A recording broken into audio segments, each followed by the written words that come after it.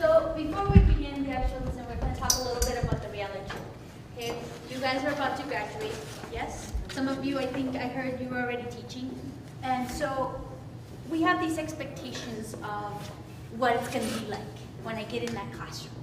And truth be, you get hit with a reality check. Everything that we read in the textbooks, everything that we take the PPR for, they always say, if you want to pass a PPR, think perfect world, perfect parents, perfect administrators, think perfect world. And in reality, there's always that reality check. And so what we did is we actually asked a few teachers what the reality check was. And before we start that, we'd like to share with you what our reality check was.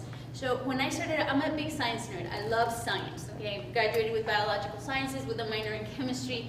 I came in like, I'm gonna infect my students with the love of science, right?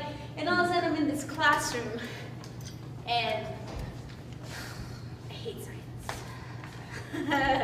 And you're like, no, but look at this. Like, yeah, no, it's not gonna work, miss. It's not gonna work. So you gotta realize that not everybody shares your enthusiasm, okay?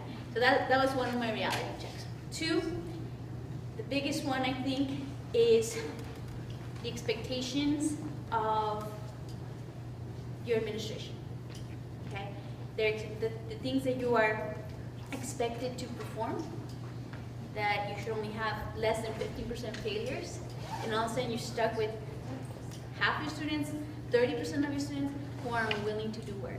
And so it is up to you to put in the extra effort, the extra work, the extra phone calls, the extra tutoring sessions, and all of that in order to get below that 15% failure rate. And a lot of us are thinking, oh no, when I get there, that's not gonna happen. You know, if they fail, they fail, they fail. No, that's not gonna fly with your administrators. So that was a big reality check for me, because it was one of those things like, but they don't want to learn, they don't want to do their homework. What do you mean I have to give them 2 weeks, 3 weeks, 6 weeks to turn in a missing assignment? And they're like, yeah. Welcome to reality. So that was two of my biggest reality checks. Yes, and for me, very similar. I was very enthusiastic about going in and helping these kids learn and be enthusiastic about science. The big apathy hit me, not only from the students, but from parents. A lot of times you call parents asking them for help, and you get zero help. Actually, you get, well, what are you doing? You're not doing what you need to be doing, because he's always getting A's, he's always getting B's.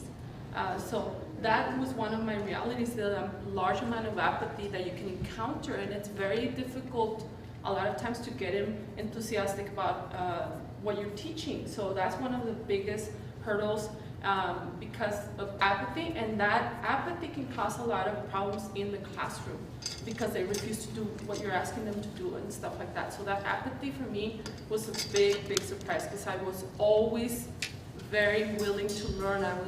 I wanted to learn, and so it really shocked me. And number two, how little control you have of what you teach, because they give you a deadline. By this date, you have to cover this. By this date, you have to cover that. Your students are going to take this common assessment, and then they need to pass all of this. And you want to sit there and take your time and do these activities and have them do this project so they can really learn and get into the concept. But you have this deadline, and you have to get there.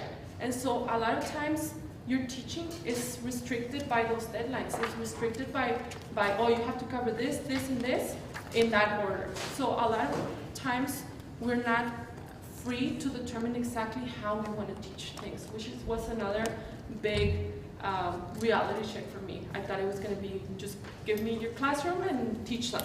But no, unfortunately, it's not like that. So that was my reality check. That's another thing. Be ready, be prepared for anything. Like, what? What do you mean? What do you mean there was a fire drill? What? Yeah. I have a big test that I need to give them, but there's a fire drill. Oh, there's a pep rally. Yes. Or like a blood drive. A blood drive. Half of the kids are gone because they're donating blood. So you have to be very good at improvising and making decisions in the split seconds. Yes. Second. Yep. Okay. Or like happened this week with us, our dear band director is leaving, and yes, teachers, we let all the band students out of class twice in the same day. And then you have kids crying for like the next 2 days. So that was interesting as well. But yes, always be prepared for the unexpected, absolutely.